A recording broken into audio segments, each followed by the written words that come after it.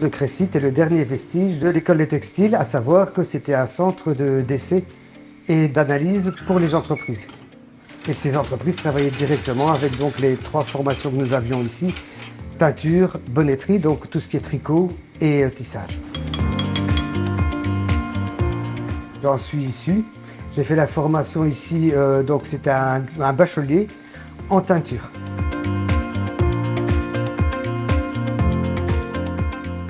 C'est toujours un travail de perception entre l'artiste et nous, le côté technique, où on doit se comprendre.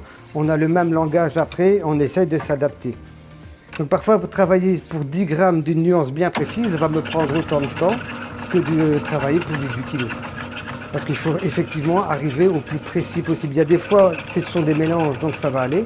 D'autres fois, il faut être très très précis, ou tout au moins bien correspondre à l'esprit de l'artiste. Et ça, ce sont les lissières à ce moment-là qui nous transmettent leurs intentions ou leurs demandes. Tu vois sur les différentes lumières.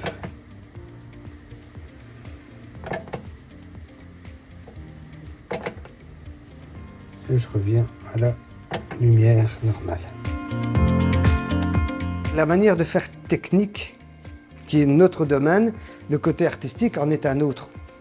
Et donc cette proximité est importante parce que présenter l'échantillon au quotidien, le retravailler ou tout au moins arriver à des phases de production après, en fonction du temps aussi, est important. Donc oui, au quotidien, nous avons cette relation avec les lissières. Donc ici, c'est l'illustration de ma référence. Là, c'est mon premier jet de production que je vais retrouver ici, qui va me dire que je ne suis pas encore assez foncé, mais je suis déjà très proche dans ma cible de teinte elle-même. Donc j'ai ajouté la proportion de colorant nécessaire pour arriver à ce deuxième niveau. Je suis bon en intensité, je suis bon au centre. Je fais une dernière vérification de mon échantillon final après rinçage et on voit qu'il y a très peu de différence. Et là, j'arrive à une valeur de 0,2 alors que la tolérance est 1. Donc ici, on a vraiment le jumeau. Donc, ici, je suis un peu trop gris. Je vais l'aviver et remonter en intensité pour qu'il soit un peu plus bleu.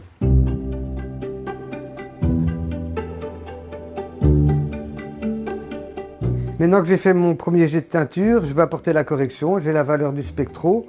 Je vais ajouter le colorant nécessaire pour poursuivre le deuxième cycle de teinture.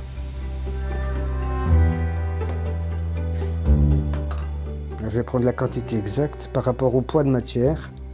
Je dois prendre 0,27 g, plus ou moins. Donc maintenant, je vais dissoudre mon colorant pour qu'il ne plaque pas sur la matière.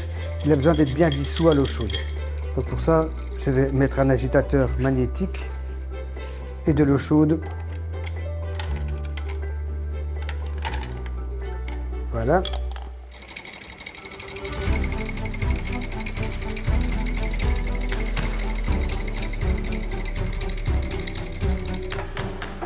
Donc ici, je suis à 100 degrés.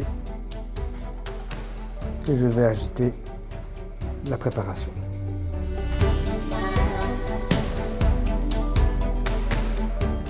L'importance de notre travail, que ce soit pour les bandes de lin que nous faisons pour la restauration, est d'être le plus précis possible dans les nuances de façon à être le plus discret pour que le travail soit le plus réussi possible.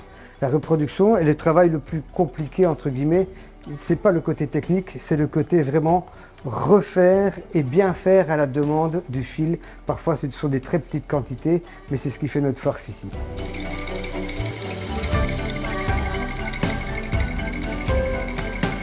Mon échantillon est donc prêt, je vais le réintroduire dans le panier adapté pour ça. Voilà. On l'installe, on le remet ici.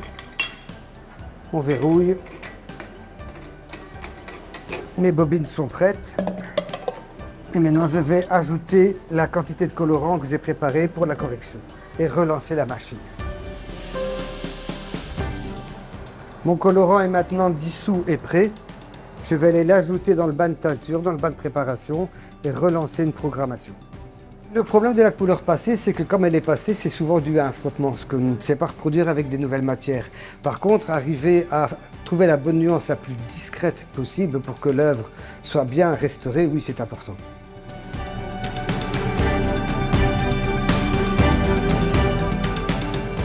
Donc, on travaille à 98 degrés dans ce cas-ci.